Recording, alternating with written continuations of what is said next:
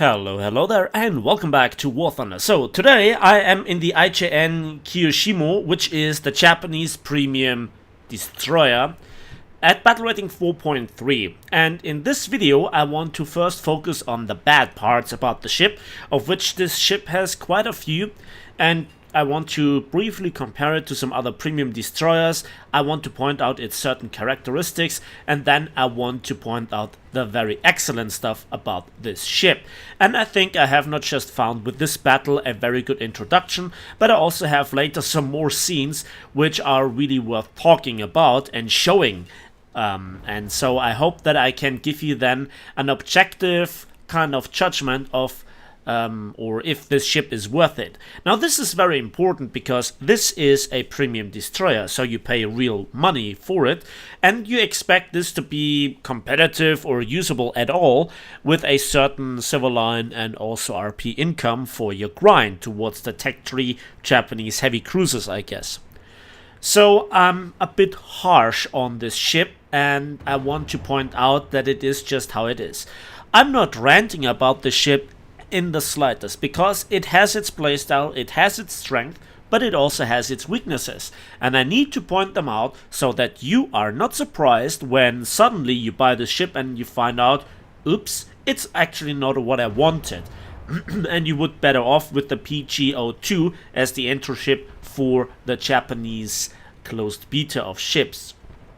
So here I'm just doing my usual stuff, dropping the tops, to which we'll come back later.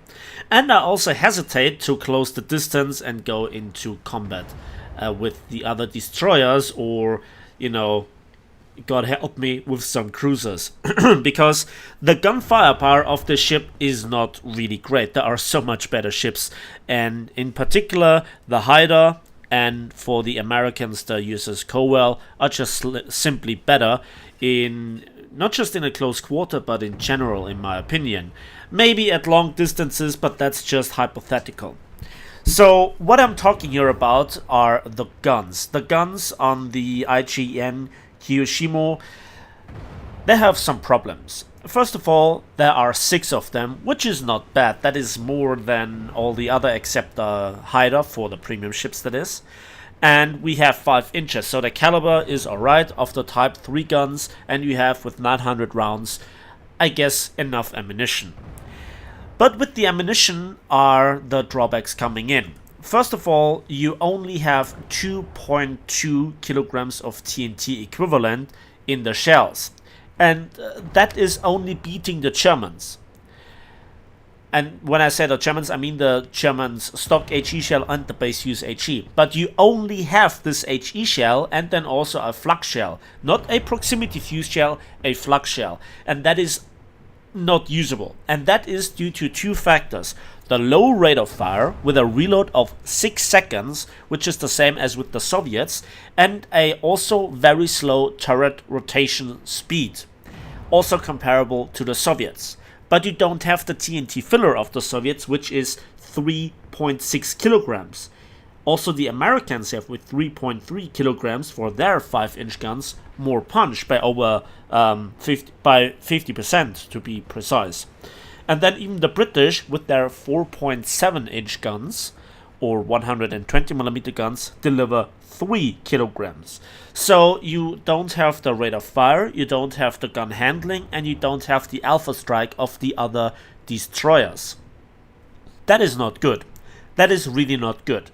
And you have no armor piercing capabilities, so if an enemy destroyer goes bow in and this bow is saturated, it is difficult to deal further damage to it, and you cannot help yourself against cruisers at all with your guns.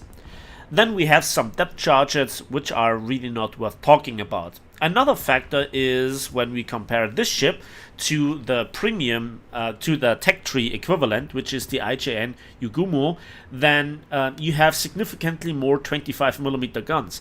But those 25mm guns are not really that impressive, because they just don't have the range nor the punch of 40mm or even the German 37mm. So you kind of see where this is going. you are very, very weak against aircraft. In a gun duel, you are too fragile and don't have the survivability nor the combat capability to effectively duel yourself successfully in a 1 versus 1 versus another nation's destroyers if both captains are equally skilled. So at first, this ship doesn't really sound all that well. If you put on top of this then also the speed, which is not particularly slow, but 65 kilometers per hour is nothing to write home about. And this just tells you a little bit of the story. Now recently, or with this patch, we saw a few battle rating adjustments of some of the American destroyers to 4.7, and that was overdue. But you still will face them, and also you can come across, and you will come across, cruisers.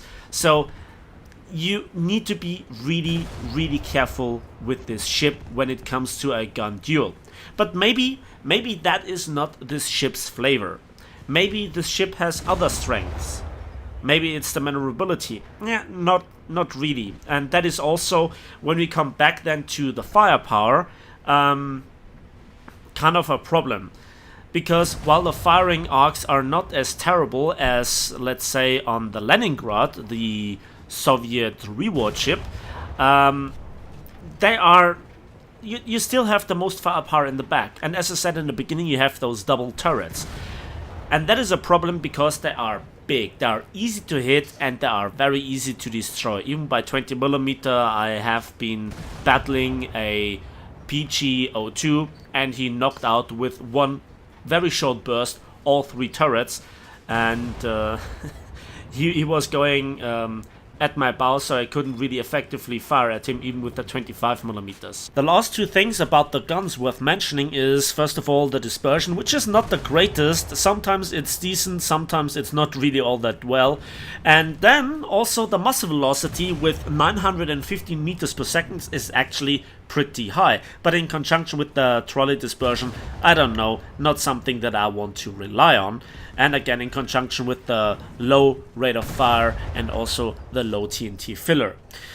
But now let's talk about bringing long lances to a naval gunfight. Let's use the wall of skill. Let's unleash hell with the Type 1933 torpedoes. And the way to play them is to start at the very beginning, turning and just breaking down your speed to a standstill, and then carefully aim and just launch the torpedoes and hold the aiming circle. And then later you're getting rewarded with this. So this is now the torpedoes impacting minutes later, and we got a double kill on the cargo ships, and this is not gonna stop for a while. So I rack up here in encounter mode with those Type 93 torpedoes, aka the long lances, all the kills on cargo ships, on the Emden, on the Type 1939 T-22 frigates. I just rack up the kills like there is no tomorrow. Oh yes, and this is in encounter mode where this ship just perfectly fits the meta, in particular on this map. On this map, this is just great. And let me just tell you the story about the long lances. Not the historical story, because that is very interesting for itself. Let's see if I can get a 5-minute guide from Draktinifel on this for some further future ship reviews. But the Type 93 long lance is potentially this ship so selling factor. It's just not gonna stop, right? And you have 16 of them, and you can fire 8 of them at once to either side, and then you can reload and can fire another set of 8. This gives this ship the highest potential torpedo threat in game. But the torpedoes themselves are excellent as well, because they have a range of 20 kilometers. They travel with a speed of 93 kilometers per hour, which is 25.83 meters per second, and they also carry a nearly half a ton TNT warhead, which just makes everything a one-shot. And I think they will hurt also future heavy cruisers, battleships as well. And again, as I said, you have 8 of them for one launch, and then another 8 That's just fantastic. So to go here a little bit into mathematics, if the target is 10 kilometers away, it needs 6.5 minutes to actually reach it. For 12 kilometers, it's 7 minutes 45 seconds. And again, for 15 kilometers, it's approaching 10 minutes till you reach the target. And this is fantastic. So for 1 kilometer, it requires them 38.7 seconds to go there. Other nations' destroyers and in general ships have very often the option to go into the torpedo mode. But this is, or torpedo mode. But this is just so situational, because you're trading range for speed or the other way around. And you can see here the problem. Are you in a close quarter fight? Then you need obviously speed. Or is it on a long, or is it on a wide map? Then obviously you need the range. But then you don't have the time. Sometimes the battle time is too short for your torpedoes actually reaching the target. Those Type 93 torpedoes, the long lances, they are just the perfect torpedoes. They are delivering the best of everything. The amount of them, the speed, the range, the damage, it's just perfect. They are the perfect weapon. And as you could see here with the footage, they're killing everything with one shot. Yes, granted, a lot of torpedoes do this, but maybe we will see a torpedo rework where then the TNT filler matters, because currently I don't know if that actually matters. But in the future, this is future-proof, right? So with those torpedoes, you can wreck everything every single time on any map, right? Well, this is where then we come into the problem. You see, you can use guns at well, effectively every range, at any angle, versus any enemy. And if the guns do not really work all that well, you have a constant drawback in a fight. And if the enemy is aware of the torpedoes, if he sees you firing them, then he can just try to dodge, to go bow in, to just try to avoid them, or just simply break the ship, to just kill the speed and avoid the torpedoes. That's not so easy with versus gunfire. And if the map then is not in the encounter mode, and or you are having to go around, or you have to go around an island to actually have a line of fire, you know, that's then another drawback. As well as there is just so many AI ships even in encounter mode. And then it depends, where do you spawn? Do you then spawn at the front line where it's preferable, so that you actually can launch your torpedoes, and your torpedoes are the first from your team to reach the enemy, so you're also in competition versus your other teammates? And then the reward of the AI units is not the highest. But on the other hand, you also can get then some random road kills, if you will. So you just launch the torpedoes at the AI ships, and then somebody just happens to get in the pathway, and then you get a player kill. And those kills are just so much more valuable for your research of Silverline and RP, of course, for the grind. But that is situational, right? Then we got here another player kill, as I said, which just happened to be in the line of fire towards the AI ships.